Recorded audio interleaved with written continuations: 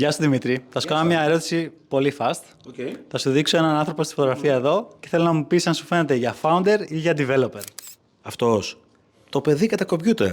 Αυτός είναι. Μας φτιάχνει το κομπιούτερ που είχαμε παλιά, ναι. Κατσαβίδι να έχει και όλα καλά.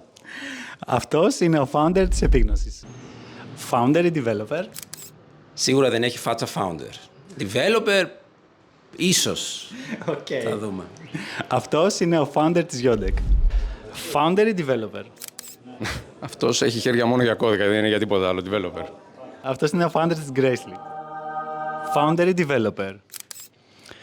Κοίτα, developer αν με ρωτάς, αλλά αν δεν είχα αυτές τις δύο επιλογές θα έλεγα DJ στη Χαλκιδική. Αυτή είναι η founder του Εντογκούστο. Founder ή developer? Developer. Είναι developer, αλλά είναι και ο founder της Dream Class. Oh, Dream Class rock. Founder ή developer? Developer θα έλεγα. Μπορεί να θέλει να γίνει founder, αλλά δεν το βλέπω. Αυτός είναι ο founder της Tourmi. Founder ή developer? Είναι 100% developer από τα υπόγεια. Αυτός είναι ο Δημήτρης, ο founder της StarTech Ventures. Και τώρα που φύγαν όλοι, έλα να σου πω.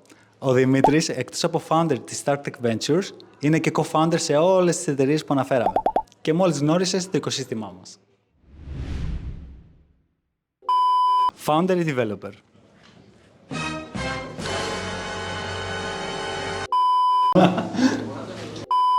Founder ή developer? Αυτός δεν είναι founder. Είναι κάτι άλλο. Νιώθω ότι είμαστε σε ελληνική σειρά όταν μιλάμε μαζί του.